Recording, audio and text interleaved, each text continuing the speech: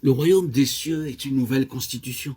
Je ne pense pas maintenant à un nouvel ensemble de lois, de règlements, mais à une nouvelle constitution dans tout ce que cela peut signifier pour vous et pour moi, frères et sœurs en Christ.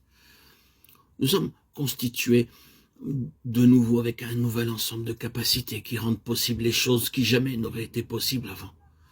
Nous devons savoir, et j'aimerais mettre cela de nouveau sur votre cœur, que l'enfant de Dieu, le membre du royaume des cieux, est l'incarnation d'un miracle, ce qui signifie qu'il y a des possibilités et des capacités supernaturelles en chacun de nous. Quelle grande chose se manifeste dans l'histoire des enfants de Dieu. Quand parvenus au terme d'une vie, nous pouvons faire une rétrospective, nous reconnaissons n'avoir été rien de moins que des miracles divins, et cela sans cesse renouvelé.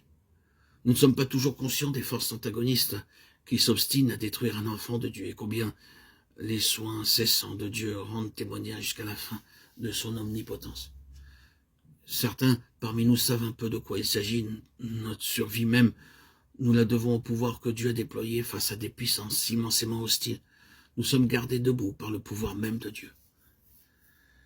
La manifestation de cette vie chez les enfants de Dieu est un miracle.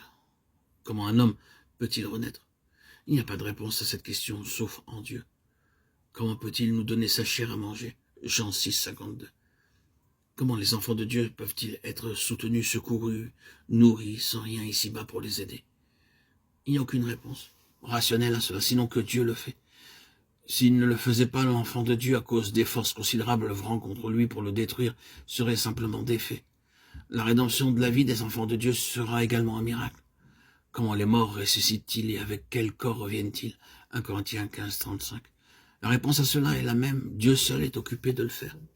Tout cela est un miracle du début à la fin. C'est une nouvelle constitution ayant en elle des possibilités, des capacités qui transcendent le niveau le plus haut des aptitudes humaines, dominant tout ce royaume terrestre et charnel. Nous pouvons aussi dire que c'est une nouvelle vocation.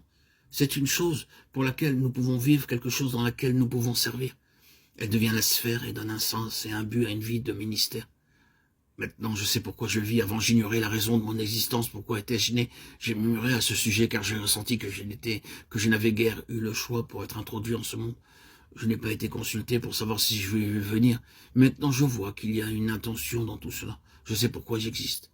C'est la prise de conscience d'un enfant de Dieu véritablement né de nouveau. Une véritable nouvelle naissance chez les enfants de Dieu les conduit à affirmer auprès des autres que la vie vaut la peine d'être vécue. Cette personne a découvert la signification de sa vie et l'intention divine à son égard. Son existence n'avait pas de réelle signification jusqu'à ce qu'il naisse de nouveau et qu'il entre dans le royaume.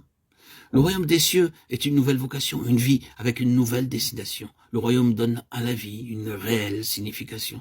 C'est une conception différente de celle qui consiste à dire que le royaume est régi par des lois et par des règlements, et qu'il est un domaine objectif avec des vous devez ou des vous ne devez pas.